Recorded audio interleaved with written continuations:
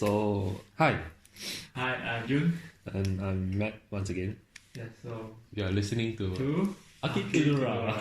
So this week's topic we will talk about something kind of personal.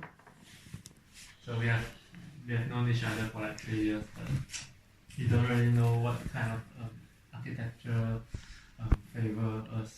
Mm-hmm. So the topic we're gonna talk today is what is your favorite architect? And yeah, several branches of that. Yes. Mm-hmm.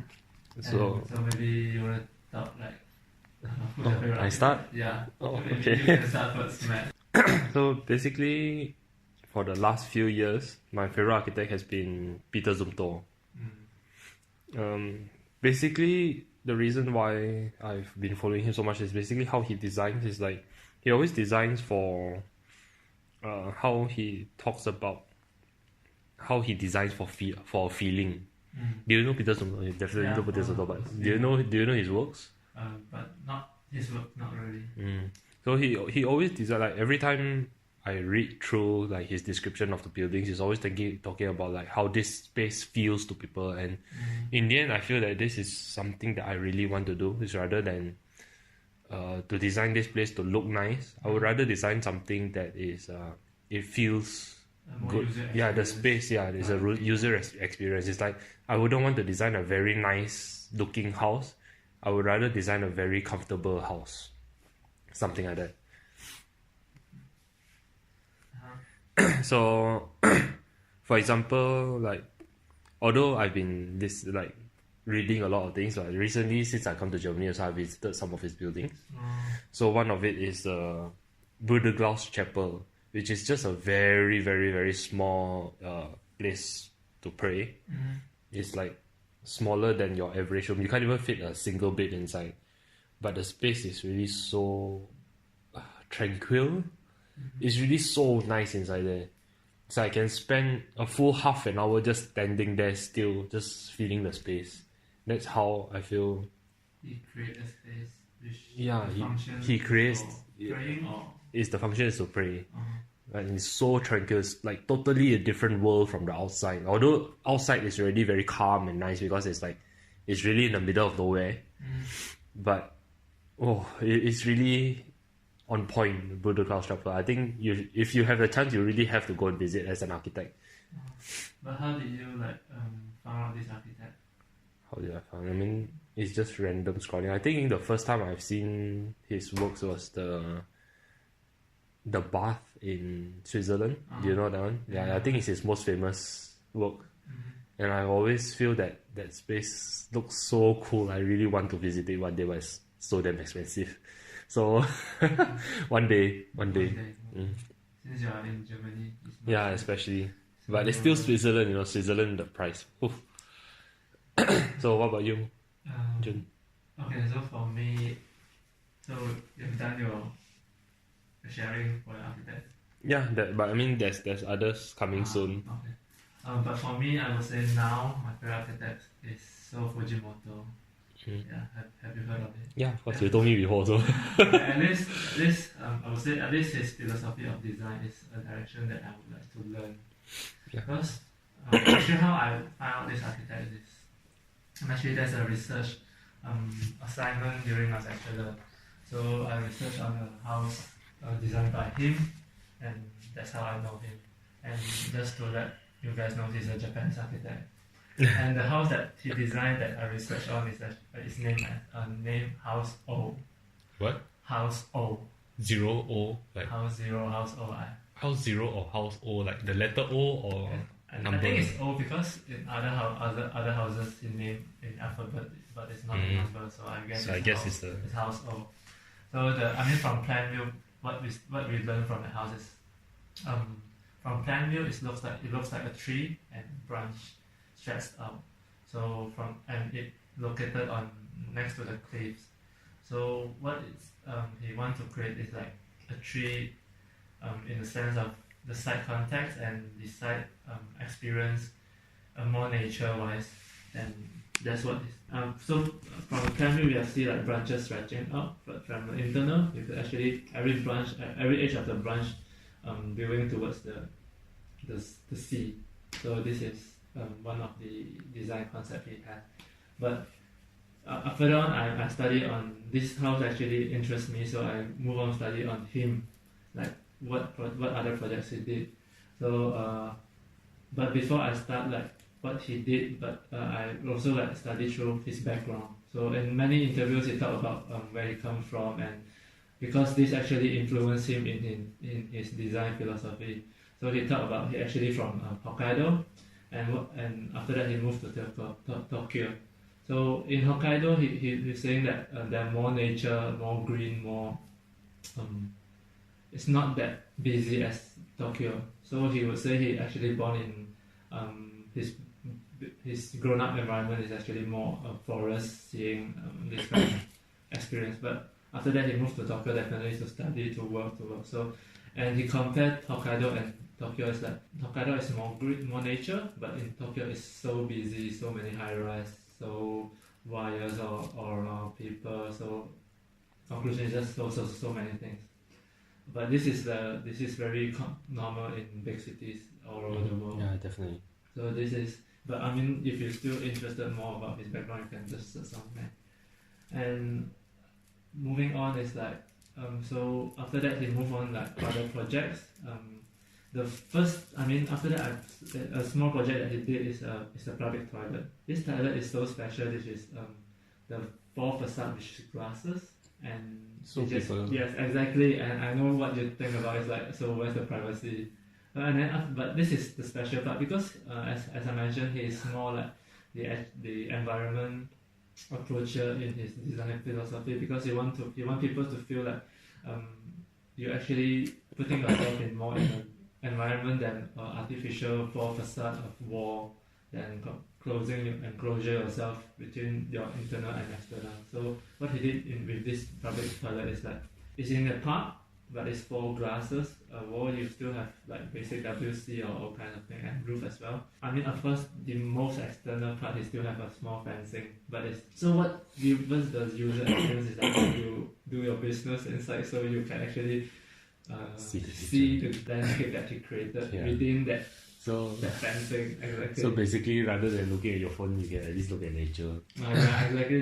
That's what he made in Japan as one small project. And I mean, moving on, there's still a lot of projects that actually interest me. But I guess that's like kind of like Japanese architecture. Pretty much is Japanese architecture. It's like the two sides of Japanese architecture, I feel, is always like the very minimalist, very space-saving kind of architecture, and a very environmental. I mean, it's one of two sides. I feel it's always that. I mean, especially their traditional architecture has always.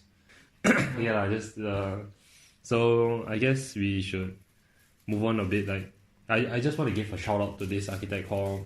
His name is Alejandro Aravena. Do you know him? Not really.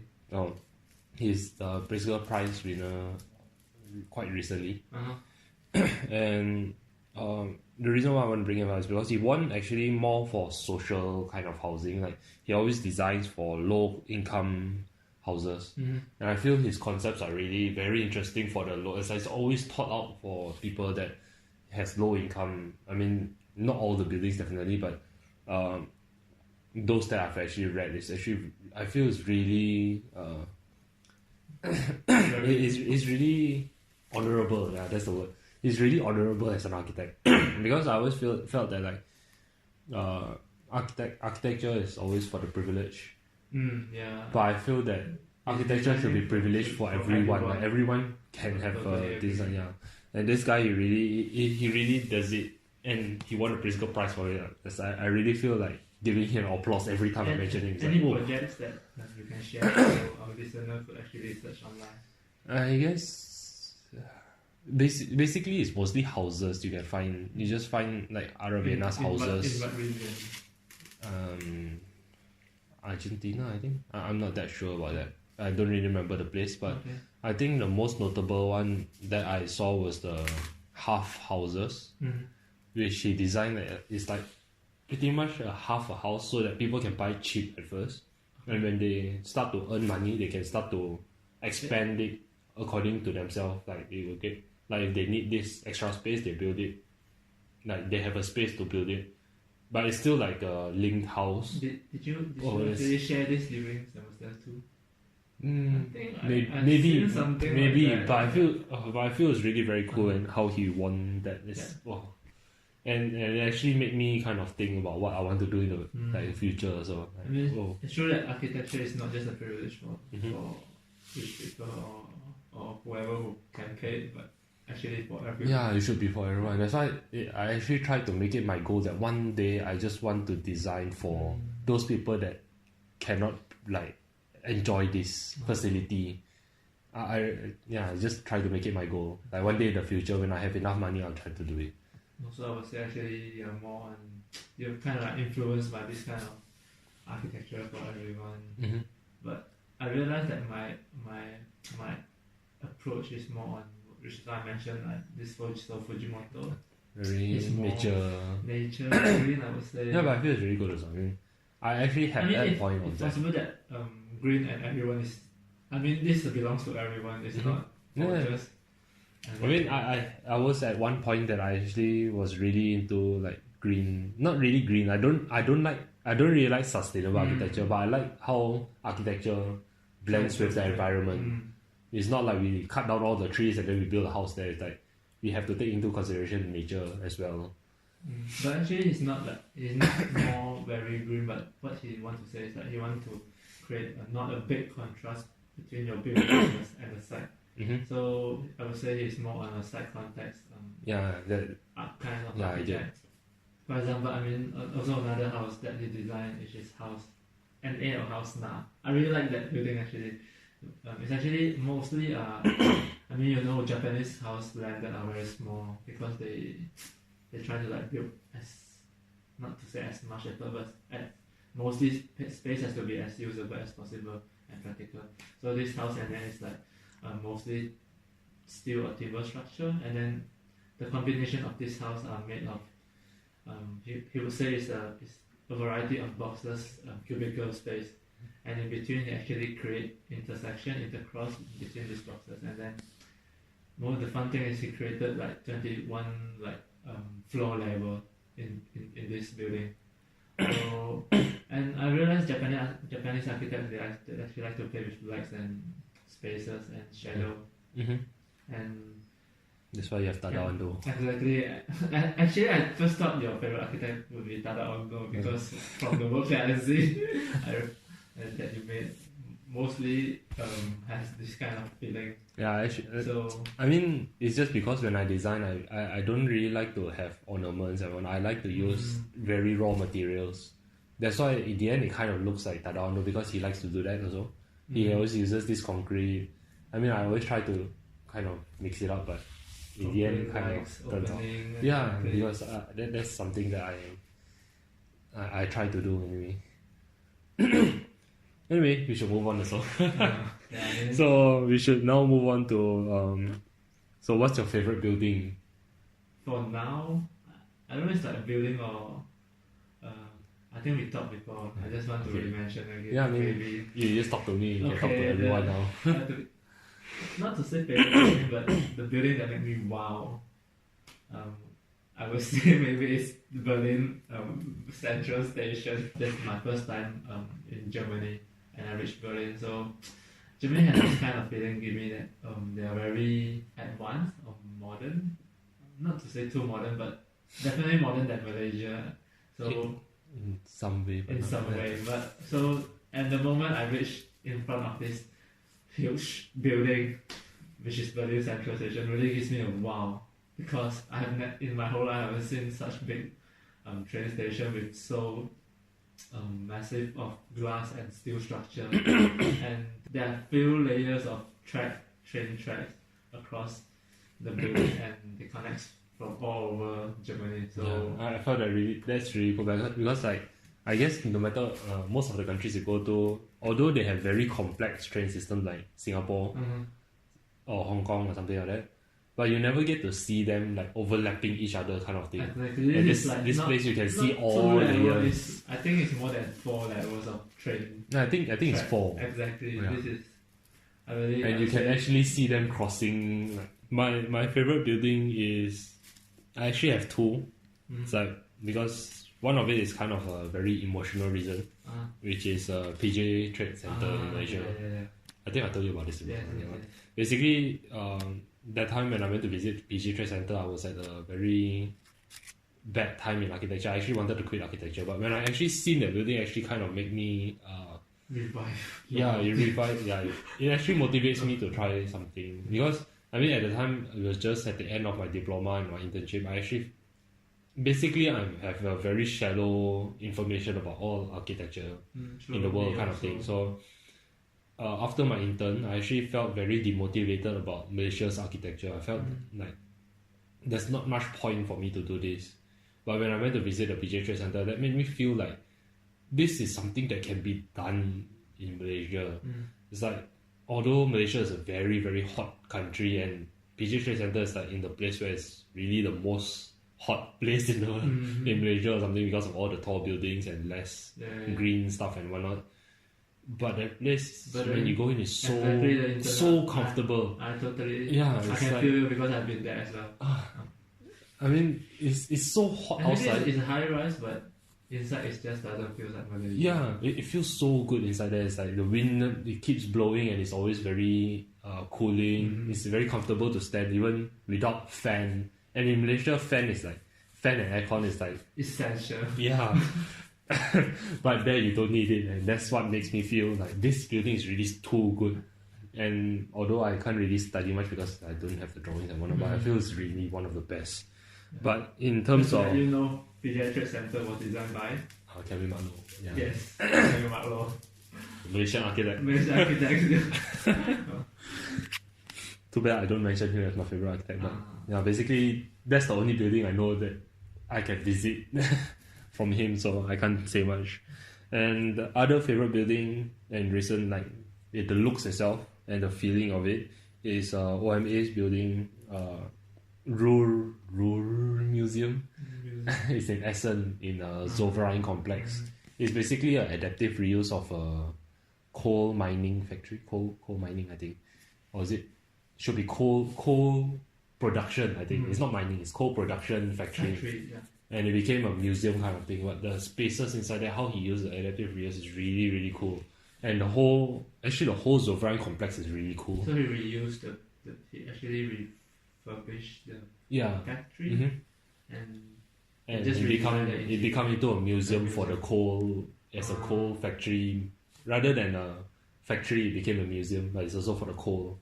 But the whole building is really very cool. And I feel you also should. I mean, since it's in Germany especially, it's in Essen nearby Cologne. Yes, I can just go to Berlin Central Station and train.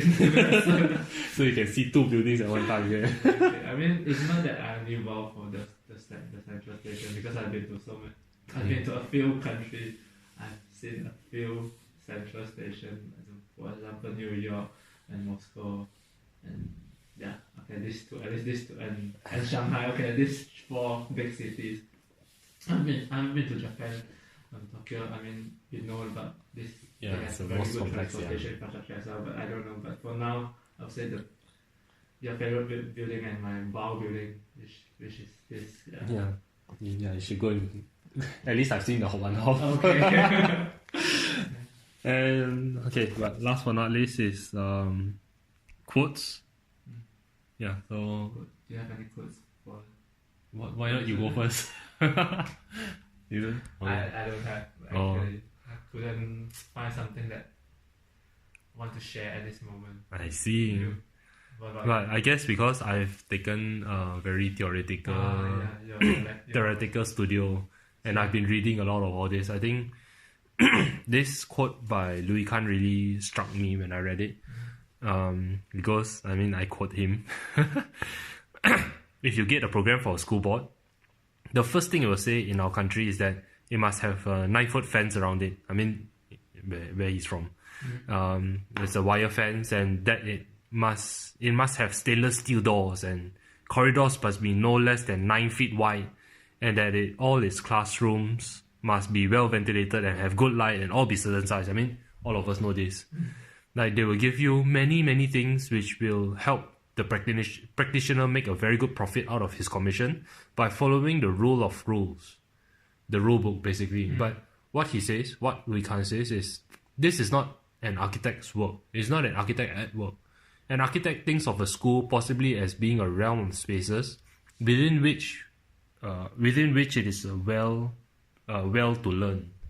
You know what I mean? It's like, because why it struck me so much is that it is because like when I was working in Malaysia as well, I actually felt a lot of times that I had all these like requirements shoved down to me. It's like keep on pushing me requirements. That I actually, although I'm working as an architect, I felt that I totally forgotten that I'm an architect. I'm just kind of putting in this requirement, and go out. That's what it is, I felt there's a constraint of this kind of requirements. Yeah, but I felt that this is not as he said, this is not an architect at work. Because even while studying, so I actually felt this when I actually think back. We had so many, obviously we have requirements and we have to fulfill these requirements, but I felt that I've actually put myself into a place where I'm dealing too much with requirements only. And constrain your own self. Yeah, and in the end, what I'm doing is to fulfill requirements rather than to design a building, which throughout everything I said just now. I mean, instead of saying it's a requirement, maybe it's better than we have a guideline. Yeah, but I mean, it's definitely, it should be a requirement. I mean, a school should be well ventilated. Exactly. There's a lot of things about all these things. Yeah. It's definitely something, but we should think further than just a requirement. It should be something that, in the end, we are still designing a school, and a school is a place to learn. So this place must be a very good place to learn, rather than just it's a 9x9 room. It's like it should be a 9x9 room that is nice. It's a good place to learn, and I felt. When I was reading this quote, I actually sat there for quite a while just thinking about everything I've done last time, and basically it really struck me. If you cannot reflect this, actually the quote that I want to shout out right now is the video that I shared yesterday, the studio house. I mean he mentioned one word. It's like humans are like water. They adapt better than the object. Bruce Lee. Mostly, I mean it's like Bruce Lee, okay. So, I mean, maybe this code is like more also, we should not constrain ourselves with the regulation or rules, because, I mean, we have to follow as well, but humans are more adaptive than objects, than dead objects, because we are living objects. Okay, so that's what I want to say. Yeah. I mean, do you have any more to add on? Sadly, I didn't. I mean, we were really, really busy because we are moving. We just moved house. We are in a new house right now. Yes. Although we are not really happy, but we are in a new house right now. So yeah, I mean, we've been busy moving house and cleaning up the old house, and there's plenty of things. So I didn't really have much time. Yeah, I mean, it's not only that, I didn't really have much time to do research. I mean, these are a lot of things that's really on top of my head, so I don't have much things to say. I thought you, Jun, have a lot of things to say. I mean, it's a good conversation we can share between each of us. Yeah, I mean, I actually felt it's quite interesting. Like, maybe next time we can see like the past. What do you think in the past? Like, because I actually felt it feels quite interesting to think back for myself, like who is my favorite architect now compared to who is my favorite architect in the past, like what I liked in the past, and you would change definitely. So that's why I say for now my favorite architect is who. Yeah, exactly. I don't know, because once I maybe join the work life or the especially since like when I'm young, when I was still young, like teenagers, I'm really into those very wild things. That's why I really like Daniel Levitsky. But somehow, I mean, this kind of favorite architects, what makes them, you like them, because they have opportunity to create this kind of building, design this kind of building. But who gives them this opportunity? Definitely, you still need clients or people who actually like their stuff and give them the opportunity to create, and you only have the chance to see it in your real life. I mean, in the end, it's like how they think is true. What inspires me. It's not like it's not about what they design. I mean, for me, it's like not about how the building looks. It's just how they think that really fascinates me as an architect. And I mean, because they think like that in that way, and the outcome with our visualize that we can see is we can actually feel how they think or throughout their work. Maybe if I think about it, that's what's changed about me the most, I guess. Like, I mean, in terms of who I like, because I feel that I mean, like last time, I'm the type that like I like those things that looks good. Basically, yeah. That's why I mean Daniel Libeskind, although I don't really like his works now because it's not something that I really into now. But at the time, I felt is things that stand out really catches my eye. I mean, it catches everyone's eye. I mean, look at the Denver Art Museum. It's really, once you see it, it's like, whoa, that's something. But in the end, it's not something that I would do now. It's just something like that. I mean, I prefer. You will change your thinking. But it's not that it's a bad thing that you can design something like Frank Gehry or Daniel Libeskind kind of thing. It's I mean, to each their own. I just, in the end, I prefer, when I think about my whole life as a whole, like, I just prefer to design something that's more down to earth. Like something for everyone rather than just a fancy building. Yeah, just I mean a fancy iconic building is good for the city and everything, like for people, so people would think that's good architecture. But I feel architecture is everywhere and I should be designing something for. It's just different. Some could be like down to earth, or some could be just iconic. But both has the same function. It serves humans. Okay, maybe I have this extra question. Like, what do you want to like? If you have one building that you can design in the future, like what type of building would it be? Like a house or iconic building or something like that, for example? For now, I would say, because I'm more into a living, inspired condition.